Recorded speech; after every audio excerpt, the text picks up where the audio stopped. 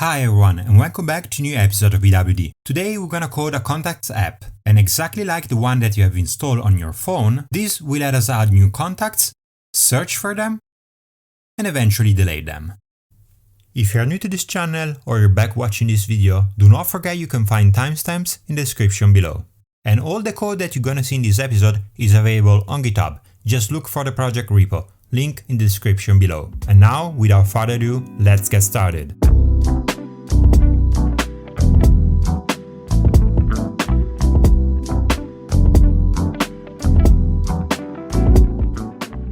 Before jumping straight into coding, let's go to the board to make sure that we fully understand how the app is gonna work. First, we're gonna display all the available actions, and then collect the user choice. As a third step, we're gonna ask for additional inputs if needed, execute the action, and then display the results. As a last step, we're gonna ask to the user if he or she wants to quit. If not, we're gonna go back to step number 1. And now, let's have a look at an example. There are gonna be 3 available actions in our app: add, delete, and search. And let's suppose the user is gonna type in add. We're gonna display all the required information for a new contact then, and the user is gonna type in all the answers. Right after, we're gonna execute the action and finally display a message to let the user know that everything worked. As a final step, we're gonna ask whether to quit or not. Great, everything looks right. Before going ahead though, let me ask one question. Let's say we're gonna add a new contact today, and tomorrow we're gonna look for it. Are we really sure that we're gonna find it in the app? The answer is no. And that's because we are not saving anywhere on our computer all the action that we are making while using our app.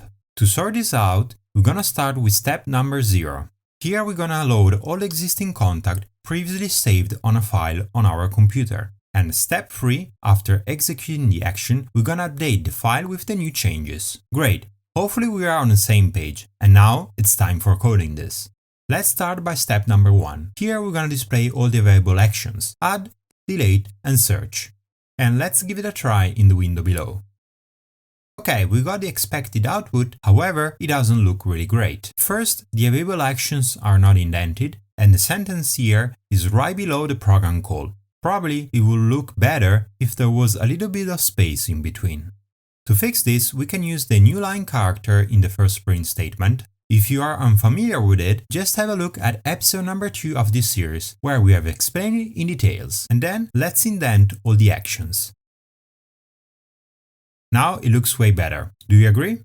Let's move ahead with step number 2 now. Here we're gonna collect the user choice. To make this happen, we're gonna use the input function, exactly like we have done in episode number 1. And right after, we're gonna use the lower method to make this case insensitive. If you're wondering how we can use the lower method on a function, just remember that the return value of the input function is a string, and any string in Python has the lower method available. If this is not clear, let me know in the comment section below.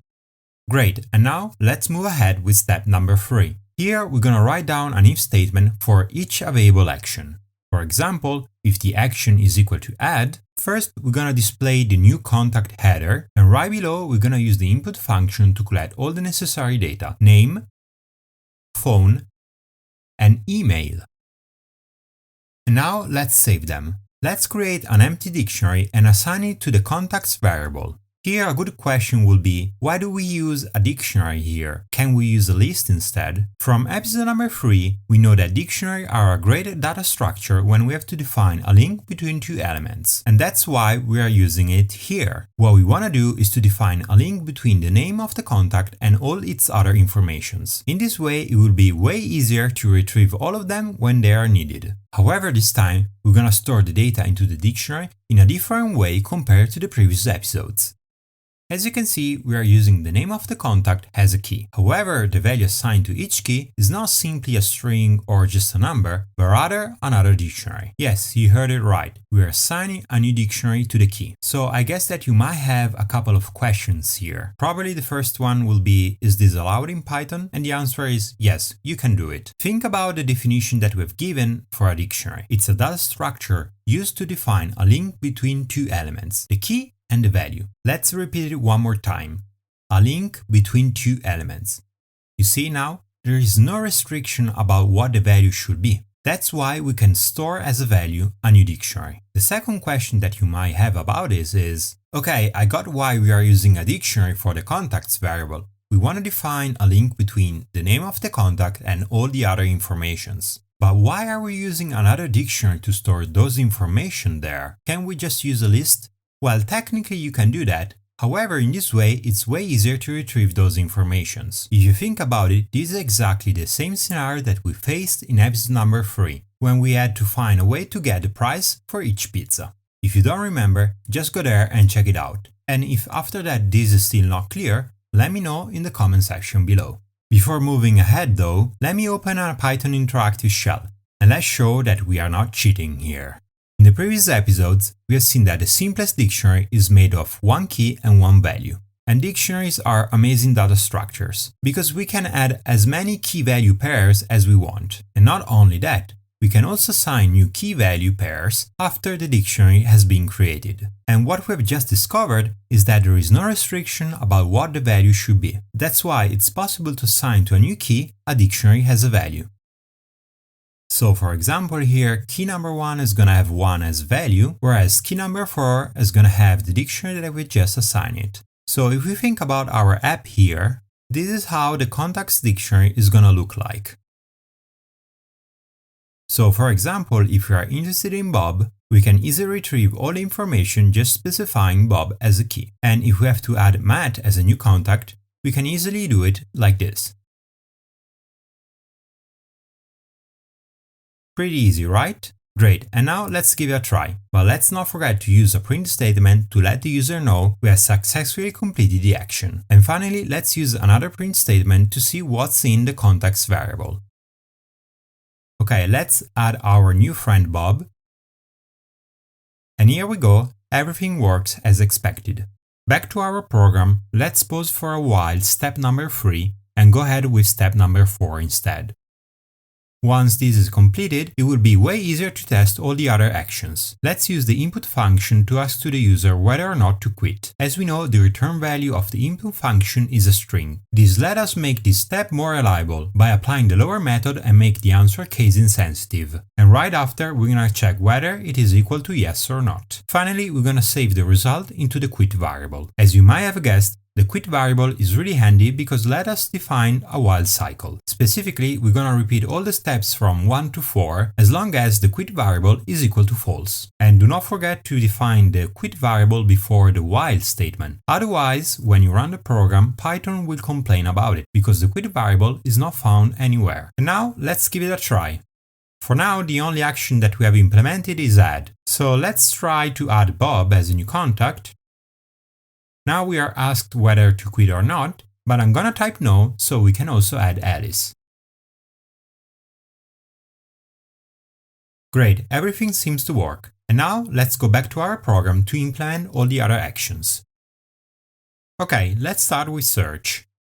First, we're gonna ask to the user the name of the contact using the input function.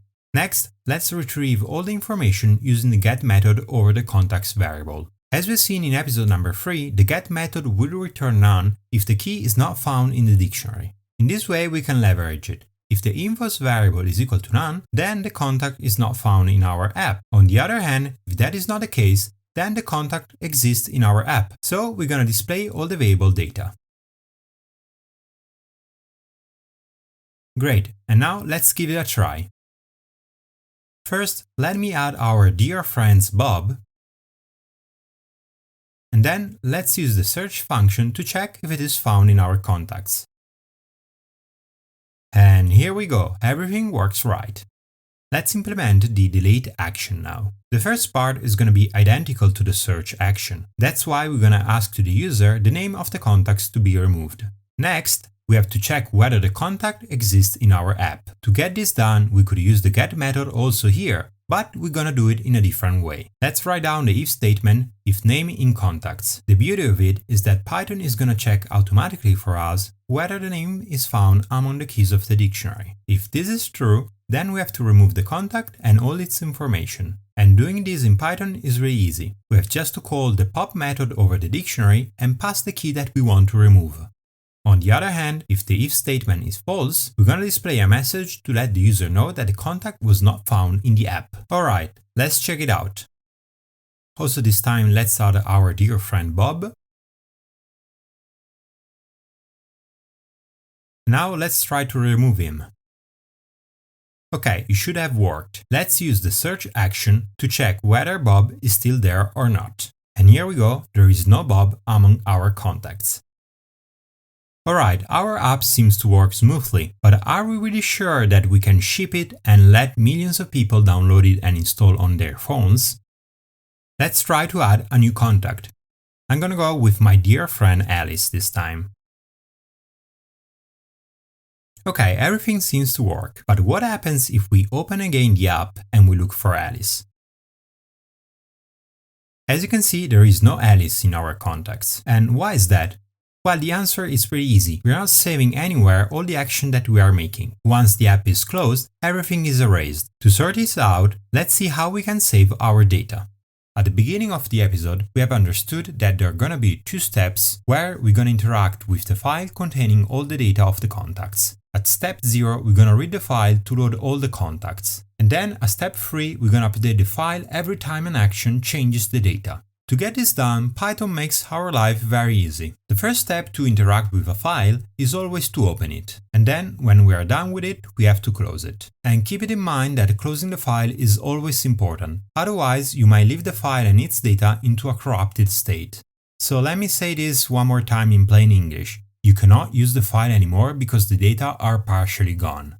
Alright, as you can see, there is a lot to unpack here. So let's see each element one by one. First, we have two variables, file and path. As you might have guessed by their name, file is gonna hold the file itself and path is gonna specify where we can find the file on our machine. And then there is the built-in function open. It requires two inputs. First, where we can find the file, and then the mode, or in other words, how we're gonna interact with the file. For example, if we have just to read the file, we're gonna type in as mode R. As you can see, in the next part there are no comments. And that's because different type of files require different commands, so we're gonna leave it blank for now. Finally, we're gonna always call the close method. If this last line is not clear, that's okay. Just remember that when we use the open function, we are assigning to the file variable a file object. And exactly like dictionaries, strings, and other data types, also files have methods to get done common tasks.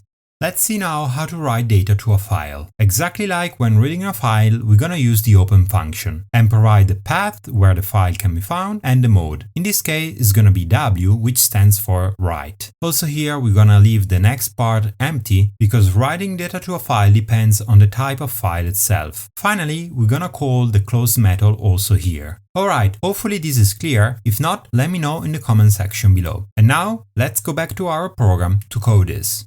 Let's start by opening the file in read mode. Next, we're gonna read the data and store it into the contacts variable. However, how can we do this? If we take a closer look to the path that I just written, we can see that the path starts with /. If this is your first time seeing this, probably that's not clear, but don't worry, it's really easy. // just specify that the file is expected to be found in the same folder where the program file is found. In the next part there is the file name, contacts.json. So what type of file is this exactly? The type of file, also known as extension, is the word that you see after the dot. So in this case, we are dealing with a JSON file. If you have never heard about it, don't worry. It's out of the scope of this video to go into details of what a JSON file is or any other type of file. Let's just say for now that the JSON file is our best option whenever we have data into a dictionary in our Python program and we want to save them into a file. So now to read those data, we're gonna import the JSON module, which let us interact with any JSON file. And specifically, we're gonna use the load function to read the data and then assign to the contacts variable. The beauty of it is that the data are gonna be returned as a dictionary. And if the file is empty, we're gonna get an empty dictionary. Pretty easy, right? Loading data into the JSON file is gonna be pretty straightforward as well. Also here we're gonna use the open function, but this time the mode is gonna be equal to W, which stands for writing. Right after, we're going to use the dump function from the JSON module to write the data. As you can see, the dump function requires only two inputs. First, the data that we want to write, and next, the file. Finally, we're going to use the close method also here. And now, let's write down this same line of code for the delete action. Alright, and now let's give it a try. Alright, something went wrong. As we can read from the error message, Python complains that the context.json file is not found in the current directory. To sort this out, one way will be to create this file manually, and that's totally fine because we haven't created it yet. However, this is not really a robust solution. That's because every time anyone wants to use the app on their laptop, if they don't have this file, then the program is gonna crash. Luckily, there is an easy way to sort this out in Python, and this requires to know how to handle errors. Errors are also known as exceptions in Python, and the trick to easily understand this is to remember the exception name, which in our case is file not found error. And now let's go to the board to better understand this. What we would like the program to do now is the following. Let's say our program is gonna perform all the actions from 1 to n, and this is gonna be the standard or the expected sequence of actions. However, if any of those fails because a specific reason, then we're gonna have another set of action that we can think about it as a backup. In our case, this will be, first give it a try and read the file, but if this is not found, just move ahead. If we are able to do this, then our program won't crash. To make this happen in Python, we're gonna use a try except statement. Try and except are both keywords, which are used here to signal this type of schema. Next, we need a way to specify what are the conditions that must be met to go down with the backup actions. Here we're gonna use the exception name, and we're gonna specify it right after the except keyword. So if you try to read this code, it will sound something like, try to execute this set of commands, and whenever the code breaks because of this error, do not crash and instead execute this other set of commands. And in our case, the code is gonna look similar to this. In the first part, we're gonna try to read the data. And every time the exception file not found error is raised, then we're gonna assign an empty dictionary. Alright, if this is not clear though, let me know in the comment section below. And now let's code this. Let's write down the try except statement exactly as we have seen on the board, then indent the code in the try branch, and in except branch assign an empty dictionary to the contacts variable. Alright, and now let's give it a try. Great, as we can see, no exception has been raised. Now let's see if we are also able to save the data into the file. Let's add one more time our dear friend Bob now. Okay, let's shut down the app, spin it again, and then search for Bob.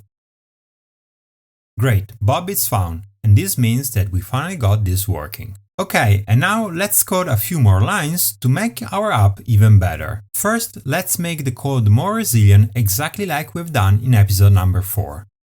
We're gonna use a while cycle to make sure that the action chosen by the user is actually available. And then, let's display a banner whenever the app is turned on. Way better now, right? And if we try to type in an action that is not available, the app is gonna keep asking for a valid one. Okay, we have finally come to the end of this video. If you have any question or feedback, just write it down in the comment section below. Do not forget to give it a like and subscribe to the channel to not miss next week's episode. In the meantime, if you wanna do more, just check the GitHub repo where you can find the next steps for this exercise. And with that said, see you in the next one. Ciao!